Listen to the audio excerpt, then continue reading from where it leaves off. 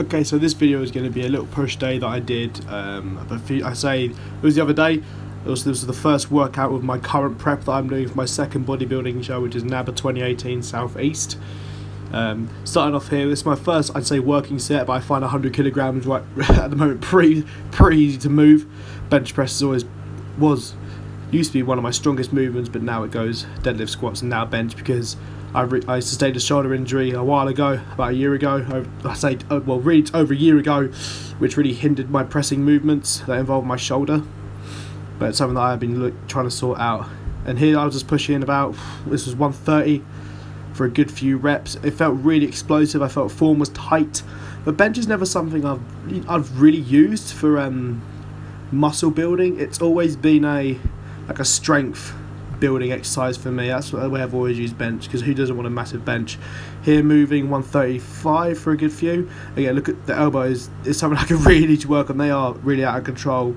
I need to focus on tucking them in, because that is the best way to sustain injury. You see a lot of people with their elbows at a certain, just proper sticking out, but the best way to keep it good is to keep your elbows nice and tucked in, which is something I need to work on with my heavy benching.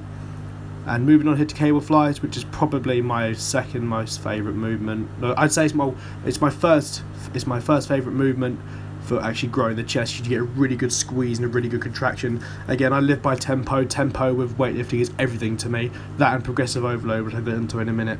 But usually for flies, I would stick up a bench. But you see, I'm using the pad to support me as I'm moving around a lot, because I felt I couldn't really get focused, so I had to keep my feet, to keep me up. With a bench, I could just sit down and perform the movement. Try to keep, again, tempo. It's everything to me. And I didn't really film in exercises, because again the shoulder was hindering quite a bit, so I just filmed the good sets with the good exercises. And again, here's another set. I can't speak today. Bump the weight up each time for this exercise, which is progressive overload, which basically increasing the intensity over a certain time over your workouts. So that could be rep increase or weight increase. I'd never do two at the same time, because you want to try and keep a good log of what you're doing. Decrease one at a time. If you want to do both, that's up to you, but that's just my preference, to be fair. I always aim for about 12 to 15 reps on this, because again, best way to do it. High reps, high weight for me. Moving on here to the machine incline press. That was actually an attempt at the weight, as I was saying there, because I couldn't move it. I was so fatigued from benching and cable flies for some reason.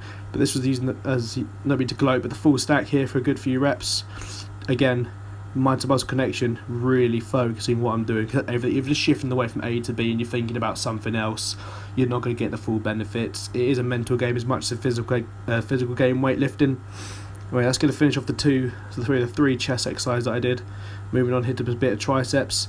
This is single arm overhead dumbbell extension. I prefer this to dual hands, so both hands at the same time overhead extension, because I find my form is so much stricter and so much more perfect with this. The tips that I would say is to try and keep your bicep as close to your ear as you can, because if you're just flailing your arms about, you're going to risk a shoulder injury and just wasting your time with the movement. As I say, on that last rep, that's what you don't want to be doing. What I would say is, maybe I did do it this session, but I didn't actually get it on camera, is grab your tricep, the working tricep that you're working at the time, with the hand that's not doing anything, with the hand that is currently placed, just as you can see there, on below my rib cage.